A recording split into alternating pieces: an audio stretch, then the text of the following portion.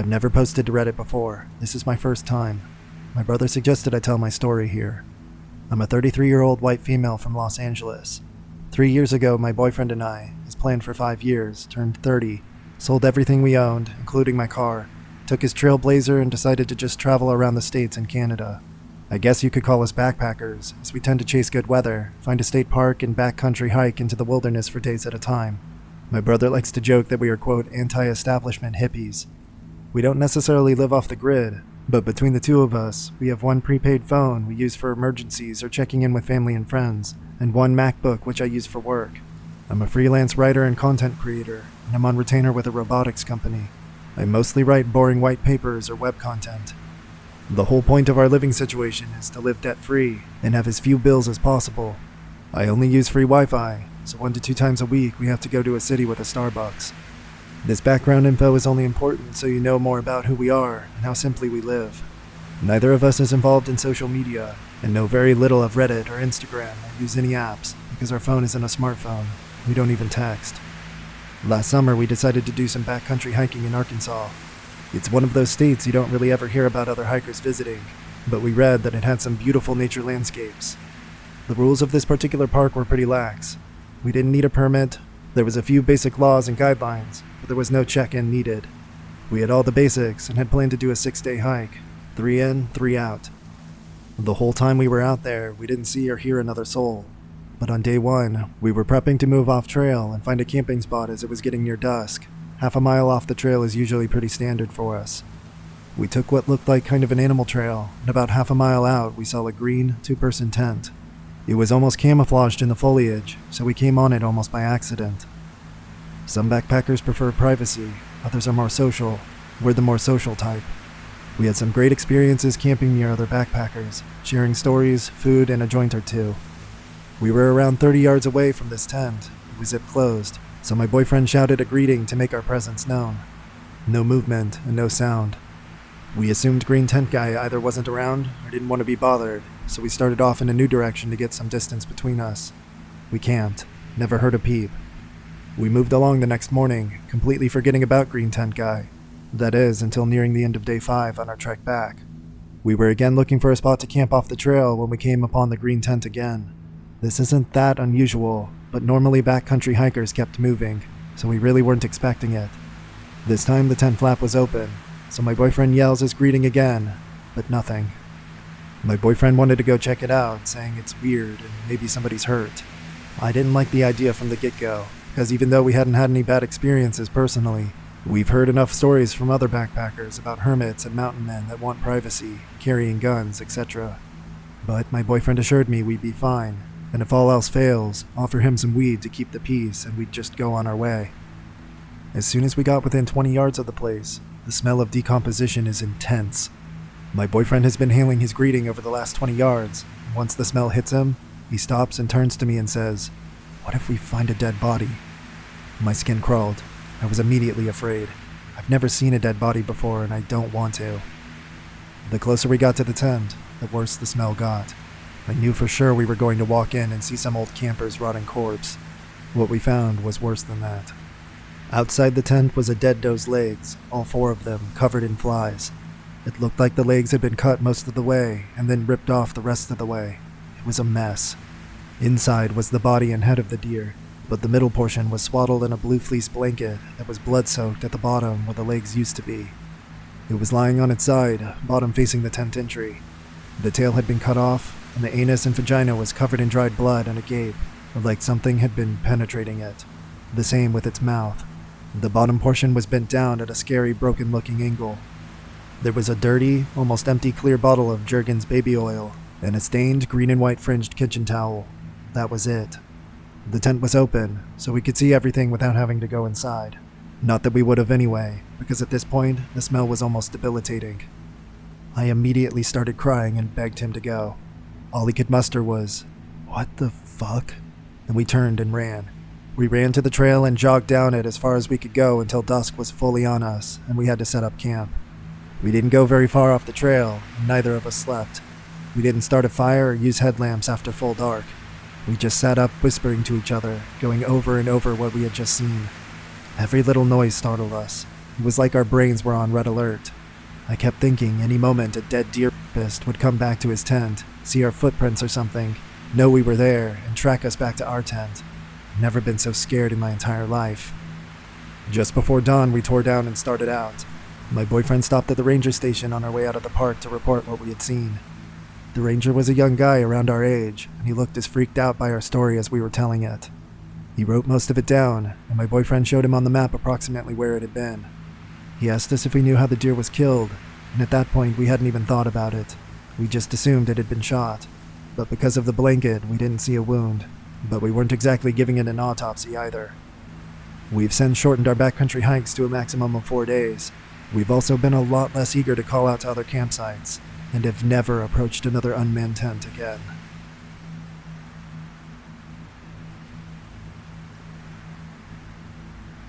I was camping in the middle of nowhere in Washington near Mount Rainier. Like, not an official campground, just way out in the forest where I wouldn't have expected another human for miles. One night I wake up and I hear something. I open my tent and there's just this guy sitting by where my fire had been right outside my tent. Nothing particularly noteworthy about the guy. Just a fairly regular looking dude just sitting there a couple feet from my tent. No bag or pack or anything with him, just a guy.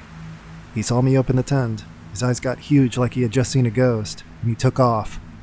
It shook me up pretty badly, but over the next day I managed to put it out of my mind fairly well, after writing it off as just some odd occurrence, and a guy that was probably high or something, and had somehow managed to set up a camp coincidentally not far from mine. Then, 2 days after that, and 10 to 15 miles away in totally random directions that nobody could take the same path as on accident, I was sitting by the fire that night, and started hearing noises that I got more and more convinced were a person. I called out to them, and out of the darkness, someone was like, "Do you know how to get to Bell's Canyon?" I said no, I don't even think that's a real place there. They kept talking from just out of my line of vision. I tried to see them with my flashlight, but they yelled, "Aim that away!" And kind of spooked and not wanting to piss off a potentially crazy person, I did. After like 15 minutes of me being very freaked out, and them talking and asking completely random questions from the darkness, it sounded like the voice had gotten closer, so I shined my light that way again, and it was the same dude who had been outside my tent 2 nights before. He had to have followed me almost 15 miles over 2 days, because there's no way he could have just accidentally wound up in the same spot as vast as this wilderness is. No possible way. As soon as my light hit him, he took off again. I started to chase him, but didn't want to get lost in the wilderness in the dark, so stopped quickly after only about 200 feet. This one couldn't be written off, because the only way he could have been in both places, specifically if he was following me. I decided the trip was very over first thing in the morning, and hiked back out over 3 days, constantly doubling back, trying to throw anyone following off my trail, and occasionally hiding and waiting to see if he would come by following me. I really can't describe how terrifying it was to feel like I was being hunted through the woods, and to actually have to brainstorm on things I could do to best avoid potentially being murdered. On the first night of hiking out, twice I heard what sounded like a person walking circles around my tent, but by the time I mustered the courage to look, nobody was there. On the second night, I heard what I thought was an animal making noises at first, in the distance, but slowly decided sounded more like a human making animal calls. It could have actually been an animal, but I didn't actually see the guy again. It just really sounded like a person making howling noises. I literally almost cried when I finally got back to the car, the relief was so strong. To this day, probably the most terrifying experience I've ever had. I have no idea who the guy was, or what his intentions were, no way of getting an explanation, but I really can't articulate just what a terrifying few days it was.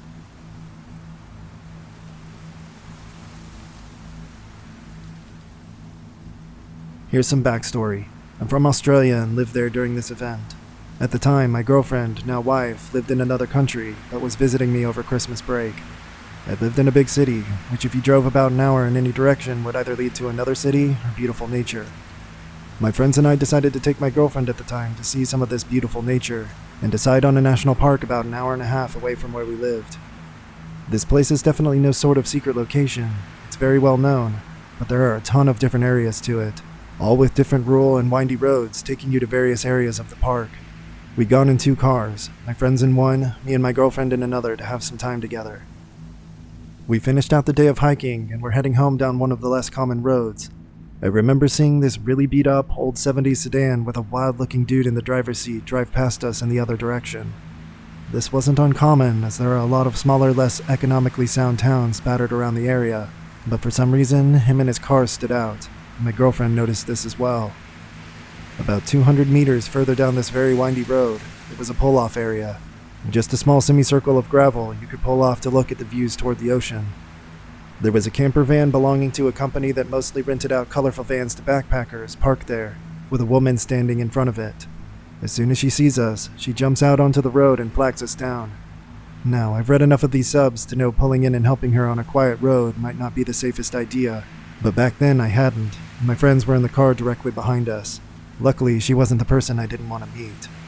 She was quite obviously upset and scared when we pulled in. I told my girlfriend to wait in the car and I got out to speak with her. She was almost in tears. I can't remember where she was from, but it was a Central European country from memory, touring around with her 4 or 5-year-old daughter. She told me her van had broken down, and she'd pulled off there and called the van's company assistance line and was waiting for help. By this time, my friends had pulled in behind us, and a couple of them had come over to see what was up. Apparently, a scary man had driven past her a few times already, first time pulling over to offer to take her and her daughter to the nearest town for help. She had thanked him and said no, and that she was waiting for the assistance vehicle.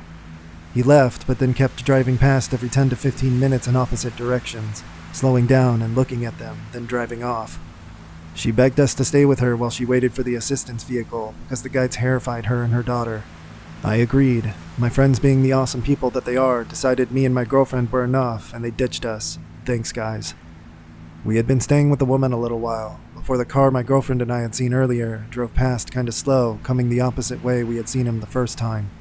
As soon as he had driven around the bend, the lady told us that that was the scary man that she had been seeing before we got there. This got my girlfriend and I to take her much more seriously, after the feeling we got from the guy just seeing him on the road.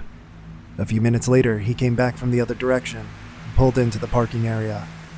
Some more context: not an intimidating man. I'm tallish, but I have zero muscle and fairly soft features. So there's not at all intimidating me, a terrified foreign woman, her tiny daughter, my girlfriend. She doesn't look intimidating, but is tough as nails, parked off a quiet road in a rural location, with a not-so-nice-looking dude pulling into where we were. Great. He gets out, and is redneck as hell, and definitely not friendly-looking. No judgment on the redneck part. I come from a poor country town north of our city, and those are my people. But hopefully that sets a picture. He strolls over to us. At this point, I walk towards him to put myself between the girls and him. I have no idea where this bravery came from. I would definitely not describe myself as a brave person normally. He looks at the girls and then me, and asks if he can help. I tell him no. We're just waiting for the assistance vehicle and tell him we've got it covered. He then says maybe he could stay and wait with the woman and her daughter, so we don't have to. I tell him we're happy to stay and thank him, but again, we've got it covered. He kind of just stood there for a while, staring at all of us, not really saying anything, giving off mega creepy vibes. After what seemed like forever, another car drove past us and looked out but kept going. This seemed to startle him. He mumbled good luck and got in his car and drove off. We waited with this poor woman and her daughter for almost 90 minutes. Ended up talking a lot, and hopefully we made her opinions of Australians a little brighter after Mega Creep, who again drove past once more about 15 minutes after he'd left us. Finally, the assistance vehicle arrived, a bigger dude who could definitely handle himself. I asked to see his ID and stuff to be safe, but he was in a car marked by the company, had all the tools, and definitely seemed legit.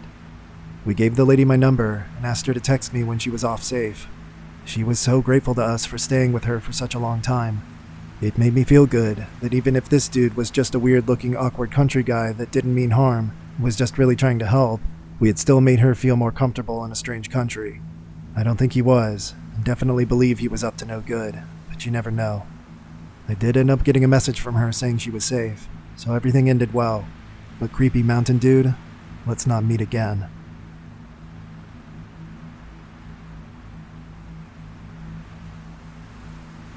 A few months back, my girlfriend and I were bored hanging around the house and spontaneously decided to go out for a hike. We don't go hiking often, but the idea appealed to both of us, and even though there was only about an hour left of light, we figured we had enough time to go enjoy a hike before it got too dark.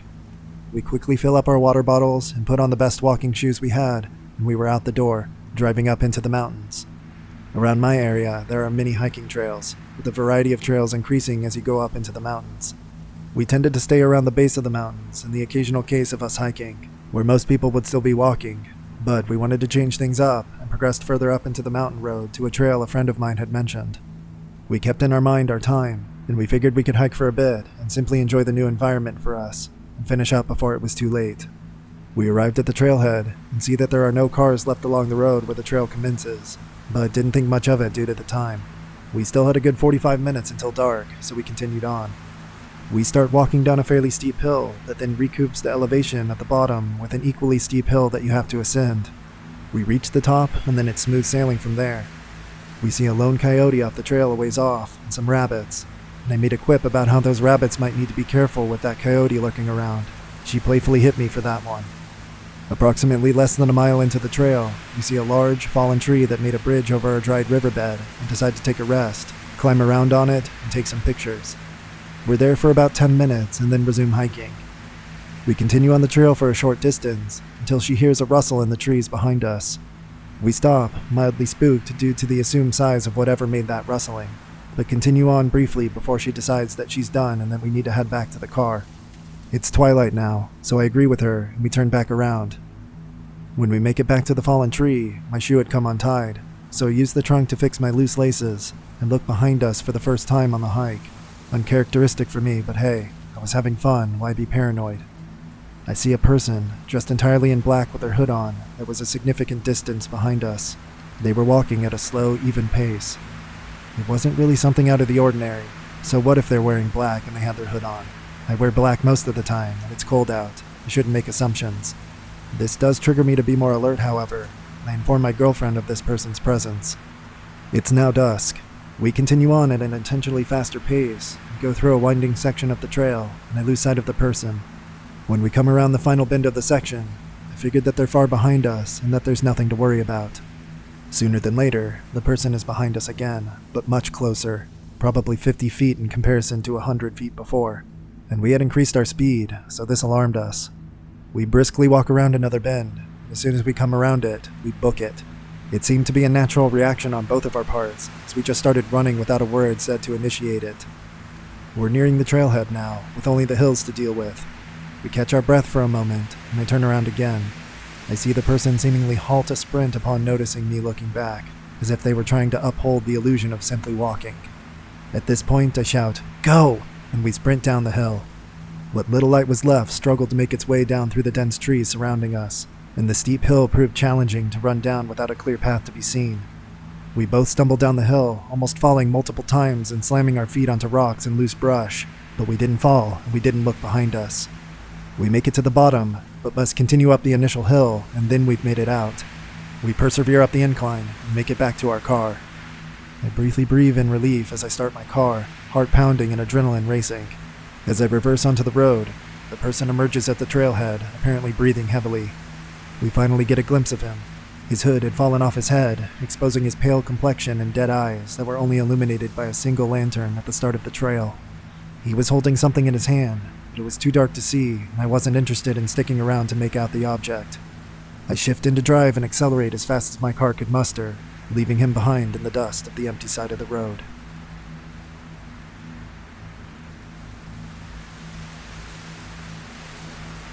Last year I was hiking in Shenandoah, Virginia. It was a planned 2-day hiking trip, myself and 2 friends. Late into the first day, one of my friends grew ill and decided to turn back. The second friend joined him, just in case it got worse.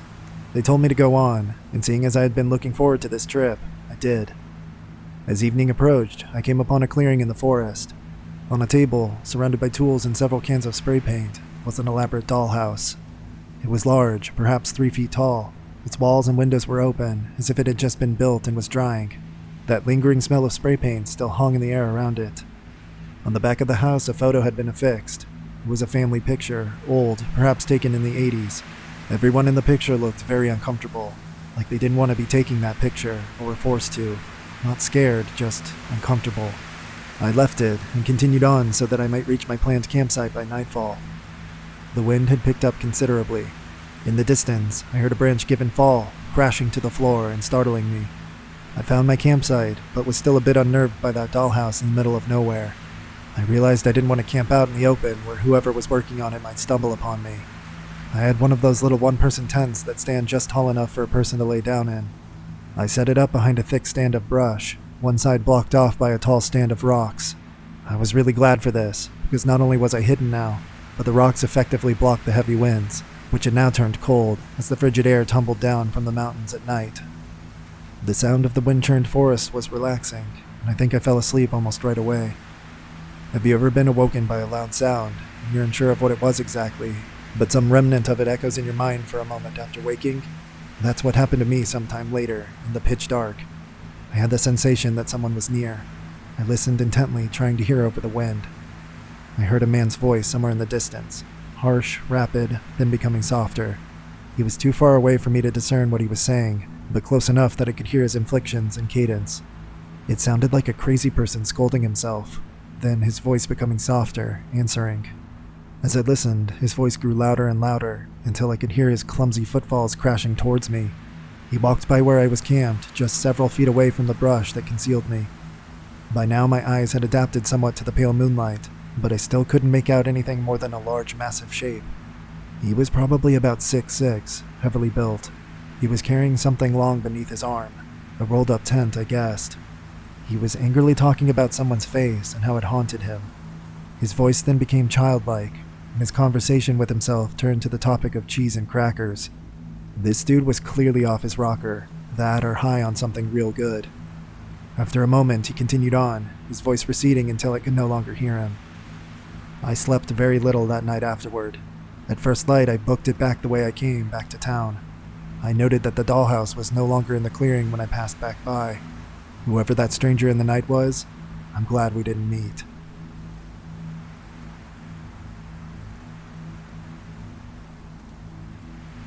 Years ago, two friends and I were camping during fall in a small tent, staggered with two of our heads on one side and one on the other. It was a silent and still night, with fog developing in the moist PNW woods. What sounds like a muffled voice on a cell phone starts coming out of the center of the tent between all of our heads. I heard someone keep asking, "Hello? Can you hear me? Hello?" My friend asks, "Are you hearing that?" At once we all sit up and start shuffling around in the tent looking for the phone. There's no phone in the tent. I look to my friend on the other side of the tent and ask what they heard. They said, "It sounded like someone saying hello. Can you hear me?" We all agree that this is what we heard, and that the sound was coming from the other side of the tent. The next morning, we find all our cell phones sitting in the car still, and there's no cell reception at the campground. It still sends shivers up my spine.